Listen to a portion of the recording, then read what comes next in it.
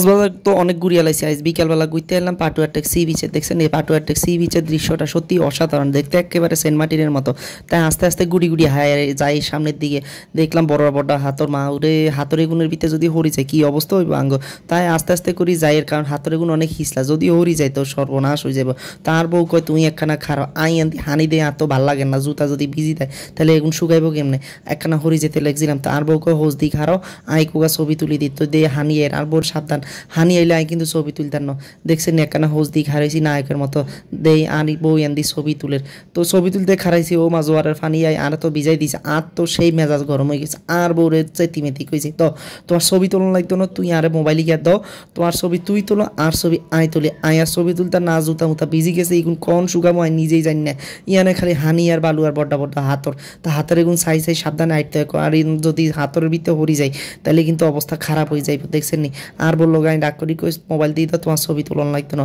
তো দেখছেন নি ফার্স্ট সি বিচের দৃশ্যটা সেই লাগে অসাধারণ একেবারে সেন্টারের মতো ফিল ইয়ানে যদি আপনি না আইন তাহলে আপনার কক্সবাজারে ঘুরা হয় না তার বউরে কইলাম তুই একখানা খারাও হানির ভিতরে আই তোমার কোকা ছবি তুলি দি তার বউ সুন্দর করে খারাইছে দেখছেন হানির ভিতরে খারাইতে হেতির আবার ভালো লাগে হেতি আবার হানি না তুললে হেতির মজা লাগে না তো হেতি একখানা হানির ভিতরে খারাইলো ছবি টবি তুললো তো আমরা চলে গেলাম সামনের দিকে দেখছেন হাতর আর হাতর বাউরে এত বড্ডা বড্ডা হাতর ব্লেডের মতো দাঁড়ালো হাতর এগুন বাউরে ইগুন দেখলে আতুন সেই বল লাগে ইগুনের যদি একবার হিস লাগায় হরি যায় একেবারে হাত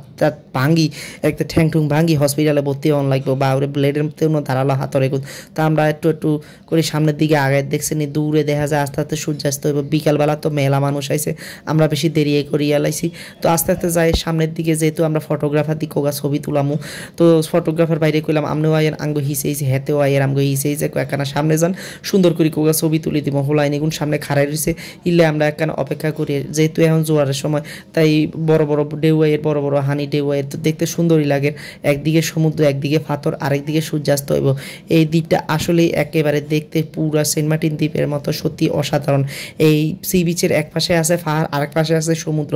এই তো সুন্দর প্রাকৃতিক পরিবেশ বাংলাদেশের আর কোথাও আমরা হাইতেন না এত সুন্দর লাগে যদিও বড্ডা বড্ডা হাতরের গুণের কারণে একখানা ভয় লাগে কিন্তু তাও মানুষ ইয়ানে সৌন্দর্য উপভোগ করবার লাই প্রত্যেক বছরে দেখছেন হোলাই নিগুন খাড়াই দিছে তো হোলাই নিগুন সামনের দিকে যায় আমরাও একখানা আস্তে আস্তে সামনের দিকে যাবো যেহেতু আঙ্গো ফটোগ্রাফার বাইরের কাছে সময় নেই আমার কাছেও সময় যায় আমরা ইয়ান্তু জামুগো সুতরাং